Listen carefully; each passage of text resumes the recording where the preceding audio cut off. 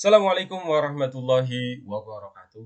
Salam sejahtera untuk kita semuanya, sahabat-sahabat. Jumpa lagi dengan saya bersama Psikologi Menjawab ya. Nah, kita akan melanjutkan pembahasan kita di dalam pengembangan organisasi ya. Setelah sebelum-sebelumnya saya bahas terkait dengan apa organisasi, lalu kemudian bagian-bagian di dalamnya. Nah, kita akan membahas terkait dengan faktor-faktor yang kemudian mempengaruhi organisasi ya. Nah, di sini adalah perubahan lingkungan dan kemudian juga SDM perannya seperti apa gitu ya di dalam pengembangan organisasi. Nah, untuk sahabat-sahabat yang barangkali baru menemukan channel ini, silakan support channel ini dengan mengklik subscribe ya. Subscribe ke channel Psikologi Menjawab, like, comment, and share ya. Dan untuk sahabat-sahabat yang selama ini sudah support channel Psikologi Menjawab, saya ucapkan terima kasih. Mudah-mudahan terus bisa memberikan kemanfaatan buat masyarakat secara luas ya, terutama bagi rekan-rekan yang mendalami psikologi. Nah, perubahan lingkungan. Jadi organisasi ini kan sebagaimana manusia ya, sebagaimana makhluk hidup, dia ini dipengaruhi oleh faktor-faktor internal dan juga faktor eksternal ya. Nah, faktor internal di sini terutama adalah perubahan-perubahan lingkungan. Lingkungan yang ada di sekitar organisasi. Misalnya kalau kita bilang ada lingkungan mikro, kemudian ada lingkungan makro ya. Nah, organisasi dipengaruhi oleh perubahan lingkungan, baik lingkungan mikro ataupun lingkungan makro, artinya yang sifatnya lokal sampai kemudian global. Misalnya saja lokal, ketersediaan bahan baku yang ada di sekitar seperti itu. Tentu di sini akan berpengaruh ya. Kalau misalnya bahan bakunya tidak tersedia di sekitar, tentu kemudian akan mencari ke jarak yang lebih jauh lagi, dan ini akan berpengaruh pada kos yang ditanggung kan. Itu misalnya yang sifatnya adalah lokal. Pertimbangan global seperti apa? Ini terutama misalnya hal-hal yang terjadi secara global, misalnya adalah ada perkembangan Amerika, misalnya contohnya ya, yang kemudian berpengaruh ke mata uangnya, ke ekonomi dunia, sampai kemudian berpengaruh ke mata uang satu negara. Nah, di sini tentu kan juga berpengaruh. Atau adanya peperangan misalnya di Timur Tengah, yang kemudian mempengaruhi ketersediaan minyak bumi ataupun gas seperti itu ataupun bahan bakar ya. Ini juga tentu akan berpengaruh. Sehingga di sini perlu untuk kemudian dipahami, perlu untuk kemudian disadari perubahan-perubahan seperti apa saja yang ada di lingkungan, sehingga dengan memahami itu nanti bisa melakukan antisipasi ya. Nah, terutama adalah perkembangan teknologi dan informasi. Kita tahu sekarang bahwa yang namanya perubahan teknologi, informasi itu begitu luar biasa cepatnya. Ya, bahkan sampai orang bilang siapa yang dia ini memegang data, memegang informasi, dia yang akan memenangkan persaingan. Bahkan juga ada apa namanya sekarang ini ya, pekerjaan-pekerjaan baru yang dulu itu boleh dibilang mungkin belum ada ya, ataupun ada tetapi mungkin masih sedikit. Misalnya contohnya apa? Data analisis. Dulu data analisis mungkin lebih berkaitan dengan riset ataupun kemudian lead bank ya. Tetapi kalau sekarang data analisis ini dibutuhkan oleh siapa saja, terutama di bagian marketing, bagaimana kemudian meriset, melakukan penelitian terkait dengan tren kebutuhan pelanggan ya, tren kebutuhan pasar, dan juga negara itu, misalnya selevel negara itu butuh ya terkait tren selama ini itu seperti apa, itu untuk kemudian terkait sama kebijakan-kebijakan ya. Nah, di sini berpengaruh ya. Apalagi dengan adanya arus globalisasi ya, ruang dan waktu itu seolah-olah tanpa sekat, tanpa batas. Kita bisa tahu informasi yang ada di luar negeri itu update, sangat update, kita bisa mengikuti. Sebagaimana misalnya ada ketika konflik ya Palestina dan Israel, hampir setiap waktu kita bisa pantau itu. Sekalipun jarak kita itu jauh sekali. Ataupun kemudian ketika pemilihan presiden Amerika, kita bahkan bisa pantau, kita bisa ikuti. Nah, disinilah penting untuk kemudian kita sadari lingkungan-lingkungan yang ada dan kemudian pengaruhnya seperti apa. Apalagi kemudian perdagangan bebas kawasan, kita tahu ada namanya ya perdagangan bebas untuk lingkup Asia Tenggara, di mana ada semacam kelonggaran ya, pasarnya bukan lagi negaranya masing-masing, tetapi kemudian ada kebijakan-kebijakan di mana mungkin untuk pajak-pajak tertentu ya itu dibebaskan sehingga orang bisa bertransaksi dan lingkupnya itu Asia Tenggara. Di sini bisa menjadi peluang, bisa juga menjadi ancaman. Peluang artinya satu organisasi itu bisa meluaskan pasarnya ke seluruh Asia Tenggara. Tetapi juga kalau kemudian tidak bisa membuat kualitas yang bagus, menciptakan pasar yang bagus, tentu lama-kelamaan akan juga kemudian tersingkir, karena inilah tantangannya ya, perubahan lingkungan. Jadi ini perlu untuk kemudian kalau di SDM ini menjadi bagian khusus ya, terutama di bagian manpower ya, yang terutama mereka ataupun di bagian strategik organisasi ya. Jadi melihat perubahan-perubahan yang ada di eksternal, lalu kemudian merumuskan kebijakan-kebijakan, memberikan masukan-masukan untuk kemudian membuat kebijakan, termasuk kemudian penyiapan SDM. Jadi misalnya contohnya adalah ketika ada perdagangan bebas Asia Tenggara misalnya. Nah, di sini kan dituntut akhirnya orang coba untuk bisa berkomunikasi, bukan hanya bahasa Inggris tapi bahkan misalnya bahasa Thailand, bahasa Filipina dan yang lain-lain. Nah, ini kan juga satu hal yang kemudian harus dipahami ya. Nah, era globalisasi ini juga satu tantangan, semua terhubung, kompetisinya global. Bahkan kemudian di sini ketika globalisasi ini juga nanti ada penyesuaian, misalnya adalah kemampuan di dalam membangun hubungan. Ya, global relationship. Nah, ini harus dimasukkan dalam satu kompetensi khusus. Jadi orang bukan hanya mampu untuk kemudian mengkonsolidasi tim, tetapi juga berkomunikasi, membangun kerjasama dengan pihak eksternal. Bukan hanya antar organisasi, tetapi juga kemudian antar negara. Nah, di sini yang kemudian dibutuhkan ya kemampuan di dalam kaitannya dengan era globalisasi. Bahwa perubahan adalah sebuah keniscayaan. Kita tidak bisa kemudian menolak adanya perubahan dalam arti bahwa kemudian diam saja gitu ya. Mau nggak mau ini harus berubah ya. Tentu yang kita harapkan adalah seperti prinsip ngeli tapi ora keli, artinya kita bisa untuk menyesuaikan dengan perubahan-perubahan yang ada ya, bukan kemudian tertinggal. Era globalisasi. Nah, ngomong-ngomong tentang era globalisasi ini ternyata sekarang ini sudah menginjak 4.0 bahkan kemudian 4.0 ya. Nah, dari yang pertama era globalisasi 1.0 itu negara mendominasi. Awal-awal kemudian ada negara-negara barat ya, ataupun antar negara sebelum kemudian negara barat berkembang itu kita tahu ada Romawi, Persia dan seterusnya ya, yang kemudian berganti jadi berikutnya berkembang negara, menguasai perdagangan dunia ya. Terus berikutnya lagi era sudah berkembang ketika korporasi mendominasi dunia ya.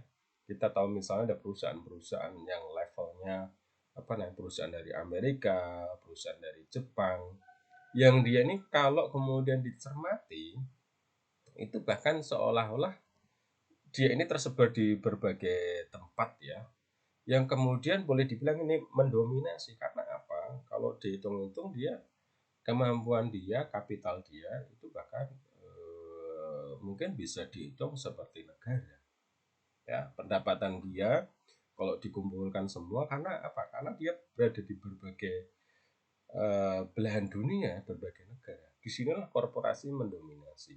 Dan kemudian berikutnya, seiring perkembangan teknologi, ada Facebook, terus kemudian Instagram, terus Twitter, gitu ya. Di sini berkembang lagi, bukan kemudian korporasi, bahkan pribadi itu bisa mendominasi dunia, ya. Ada orang-orang yang kemudian memiliki kemampuan membawa isu, ya, mengangkat isu sampai kemudian itu menjadi trending di dunia internasional, ya. Ada persoalan-persoalan, misalnya contohnya anak kecil yang berdemonstrasi terkait kemudian perjuangan dia hak lingkungan, gitu ya. Dan itu kemudian menjadi topik pembicaraan di levelnya dunia. Inilah yang disebut dengan pribadi mendominasi. Artinya apa? Ini satu kesempatan sebenarnya bagi siapa saja untuk kemudian bisa tampil dan memberikan pengaruh ya secara luas, ya. Nah, kalau sekarang ini kemudian juga berkembang ya, di mana ada yang disebut dengan influencer. Nah, kalau dulu orang menggunakan misalnya untuk melakukan promosi itu ya menggunakan semacam istilahnya apa ya, reklame ataupun apapun tuh yang ditempel di jalan, terus menggunakan media-media televisi. Sekarang ada tren-tren baru dan ini sebenarnya sudah berkembang seiring dengan adanya teknologi ya, medsos. Apa itu influencer?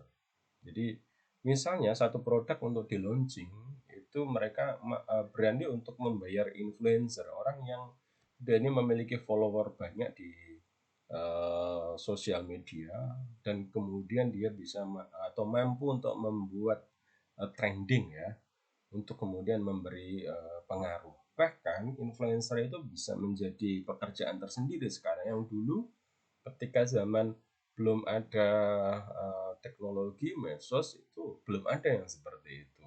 Sehingga kemudian perusahaan-perusahaan juga terutama di bagian marketing mereka melakukan perubahan di dalam strategi pemasarannya, misalnya menggait influencer atau bahkan kemudian mereka juga memiliki influencer sendiri, atau bahkan kemudian juga semua bagian yang ada di organisasi itu adalah memiliki fungsi influence ya. Nah, ini perubahan-perubahan yang terjadi dan perkembangan teknologi informasi menjadikan dunia semakin datar. Jadi seolah-olah dunia ini semakin datar karena apa? Karena semua terlihat saling terhubung, tidak kemudian sekalipun misalnya di belahan dunia yang sana malam, tetapi kita bisa juga akses informasi, kita bisa tahu perkembangannya ya. Kompetensi yang dibutuhkan, sehingga kemudian itu juga berpengaruh ke kompetensi yang dibutuhkan. Makanya wajar kalau perusahaan-perusahaan itu mulai untuk kemudian memperbaiki kamus-kamus kompetensinya, memperbaiki lagi tentang kompetensi seseorang yang masuk di organisasi itu, di perusahaan itu.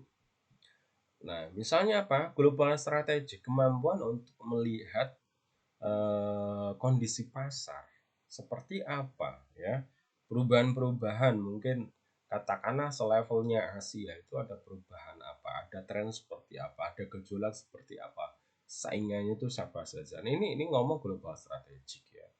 Dan juga kemampuan untuk berkolaborasi, kolaborasinya juga secara global juga ya, bukan hanya lintas organisasi tetapi lintas negara, sehingga ini juga berpengaruh ya, dan perlu untuk kemudian menjadi perhatian baik itu secara personal ataupun secara organisasi, entah itu organisasi apapun, bahkan termasuk kemudian kampus ya, bagaimana kemudian membekali para mahasiswanya kemampuan untuk berkolaborasi di dalam tingkatan global, bukan hanya antar kampus saja atau kemudian nasional. Bagaimana kemudian membuat aktivitas-aktivitas yang itu adalah internasional.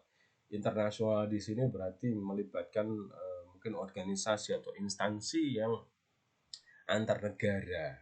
Nah, sehingga ini juga menjadi hal yang kemudian mau nggak mau di sini harus disiapkan. Kalau kemudian tidak disiapkan, maka yang terjadi akan ketinggalan gitu ya. Satu organisasi, terutama organisasi bisnis, dia akan ketinggalan ya. Kemudian berikutnya, secara organisasi dunia menjadi pasar atau customer, sehingga perlu beradaptasi. Dan ini pasarnya tentu semakin luas ya. Misalnya kita tahu di media sosial sajalah. Ketika kemudian kita melakukan iklan, nah iklannya itu bisa saja kita perluas areanya bukan hanya di Indonesia tetapi juga di luar negeri. Sehingga wajar kalau kemudian kita pernah mendapatkan iklan-iklan yang itu kalau kita cermati perusahaannya bukan ada di Indonesia tetapi di luar negeri. Nah, untuk kemudian memiliki kemampuan seperti itu, tentu ini kan kemampuan di dalam menganalisis ya kondisi pasar global. Misalnya potensi negara mana saja yang kemudian bisa digarap ya, sehingga termasuk kemudian melakukan iklan pun sudah ada sasarannya. Nah, ini pengaruh dari era globalisasi. Berikutnya adalah kita mengenal yang disebut dengan era industri yang disebut 4.0, yang kemudian Jepang sudah meluncurkan dialog, diskusi-diskusi, berkembang lagi jadi 5.0. Nah, kalau kita melihat kembali menengok sejarahnya, itu bermulanya sebenarnya dari revolusi industri ya. Itu ketika yang disebut era industri 0.0. Apa disebut industri? Ketika diketemukan mesin. Ketika tenaga kerja itu sudah disupport dengan mesin, itulah industri. Sehingga yang pertama sekali kalau kita baca sejarah kan penemuan mesin uap ya, sehingga di sana kolaborasi sebenarnya. Jadi tenaga uap lalu kemudian dioperasikan atau yang menjalankan itu kemudian adalah manusia. Sehingga semua orang di situ sifatnya generalis ya. Artinya apa? Di saat itu konsekuensinya generalis, harus tahu gitu. Karena mesinnya baru menghandle mungkin boleh dibilang secara global, sehingga untuk detail-detail semuanya itu dihandle sama manusia gitu. Sehingga ketika di awal-awal ya pantas kalau kemudian semua orang itu menguasai semua bagian. Lalu kemudian berkembang ketika bukan lagi uap tapi yang muncul adalah listrik. Nah, terutama adalah perakitan mobil listrik sekitar 1870. Jadi ini sistemnya adalah assembly line ya dengan conveyor belt. Artinya apa? Ketika kemudian industri perakitan mobil itu orang sudah sistemnya lain. Satu mobil itu dikerjakan sejumlah orang ya. Ada yang kemudian dia ini masang anggap saja misalnya rodanya sehingga dia spesifik di bagian roda. Ada yang kemudian pasang pintunya ya. Ada yang kemudian pasang bloknya dan seterusnya. Sampai kemudian satu line ya, satu baris seperti itu. Kemudian selesai satu line itu menghasilkan satu mobil, satu deretan menghasilkan satu mobil. Sehingga di sini yang dibutuhkan adalah spesialis. Ketika orang yang dia berada di perakitan dan di bagian ban, ya dia spesialisnya di situ. Dia memastikan bahwa yang dikerjakan itu benar, bagus ya, tidak ada kesalahan. Nah, ketika nanti dicek, nah ini kan pengaruh nanti ketika kemudian katakanlah mobil dicek quality controlnya ya, ketika ada kesalahan langsung bisa kedetek, oh ini bagian dari katakanlah yang bagian merakit rodanya misalnya ya, ya tinggal kemudian diperbaiki di situ. Nah berikutnya lagi berkembang era industri revolusi industri 3.0 atau era industri ya. Itu adalah 1970. Ketika apa? Ketika ditemukannya komputer dan bahan elektronik. Jadi industri bergeser ke informasi. Di sini kemudian yang dulu industri itu sifatnya adalah membuat barang, membuat produk gitu ya. Lalu kemudian berkembang ketika ada apa ada komputer, terus kemudian muncul juga satelit, televisi, macam-macam. Berkembanglah industri adalah sifatnya yang informasi, yang kemudian hiburan, seperti itu ya. Sehingga itu kemudian juga berpengaruh seiring kemudian di perkembangan berikutnya ya. Ketika kemudian mestinya 4.0 ya.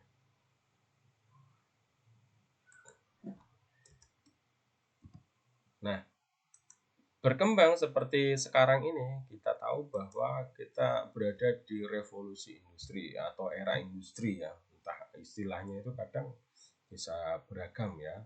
Tapi di sini era industri lah 4.0 gitu. Eranya apa? Era digital.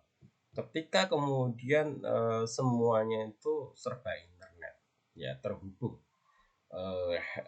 Ada smartphone, ada internet seperti itu ya, yang kemudian semua informasi itu berbasisnya data.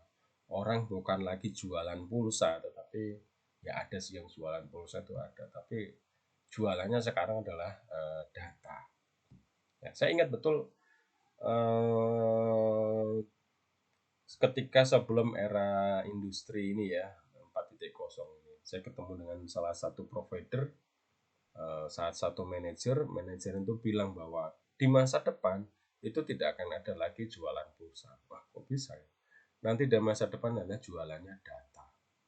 Saya masih bingung maksudnya itu data apa. Dan ternyata kita tahu ya, paket data ya. Kita beli data kan untuk internet misalnya 5 giga dan seterusnya. Dulu saya tidak membayangkan itu, dan itu ternyata terjadi dan kenyataan ya. Sekarang semuanya serba online. Kita beraktivitas dengan data dan kemudian juga big data. Di sini muncul kemudian profesi-profesi baru yang seperti saya bilang ada analisis data. Sehingga tantangan-tantangannya juga berbeda. Misalnya adalah tentang security, tentang keamanan cyber, tentang penyalahgunaan transaksi di internet. Nah, itu tantangannya ada di situ. Sehingga kemudian di dalam katakanlah di konsekuensinya ketika di SDM kan juga bukan hanya IT yang bisa komputer, tetapi kemudian bisa web, terus kemudian dia juga mampu untuk ini ya, kemampuan security ya. Nah, termasuk kemudian kalau di perbankan ya terkait dengan potensi-potensi misalnya fraud ya, potensi-potensi terjadinya loss, back to loss information, data dan seterusnya. Nah, muncul berikutnya adalah era masyarakat 5.0 ini di masa depan ya. Di mana kemudian jangan sampai teknologi itu kemudian membuat orang jadi mekanistik. Ya, sehingga berharapnya tetap kemanusiaan itu muncul ya. Bagaimana kemudian secara society sehingga muncullah ke situ. Nah, ini mungkin sekarang belum tampak itu ya, tetapi saya kira nanti di ke depan akan ada. Orang akan mulai jenuh juga kan dengan semua serba online, lalu kemudian merindukan saat-saat bisa ngobrol bareng, saat-saat bisa santai bareng seperti itu. Dan kompetensi yang dibutuhkan jelas ya, kompetensi digital. Digitalnya juga digital leadership seperti itu ya. Ini kalau sekarang bukan lagi membahas gaptek teknologi, enggak seperti itu. Bukan lagi bisa nggak komputer, bisa nggak internet, tapi bisa nggak analisis data. Itu lebih dalam lagi ya. Dan secara organisasi, digitalisasi, produksi layanan semua juga kemudian secara digital. Bahkan kemudian ada yang bertransformasi. Jadi bisnisnya kemudian berkembang jadi bisnis digital. Jadi digital bukan lagi tools ataupun pelengkap, tetapi kemudian jadi fokus ya. Nah, era yang sekarang orang menyebutnya itu disebut dengan VUCA ya. Volatility, perubahan yang cepat. Ya, karena cepat sekali. Nah, dan uncertainty, tidak menentu, sulit dipahami polanya, tidak mudah diprediksi. Complexity, sangat kompleks, banyak variabel yang pengaruhi. Ambiguity, membingungkan, sulit dipahami. Terutama sekarang ini, Disinilah penting untuk kemudian orang-orang yang mampu ketika perubahan itu sangat cepat, berarti harus bisa mengikuti. Ketika kemudian tidak menentu, ini harus memiliki data yang kuat, ya, basis yang kuat untuk kemudian apa? Untuk bisa mengambil keputusan yang tepat. Ketika kemudian terjadi kompleksitas, ini harus mampu untuk melakukan analisis.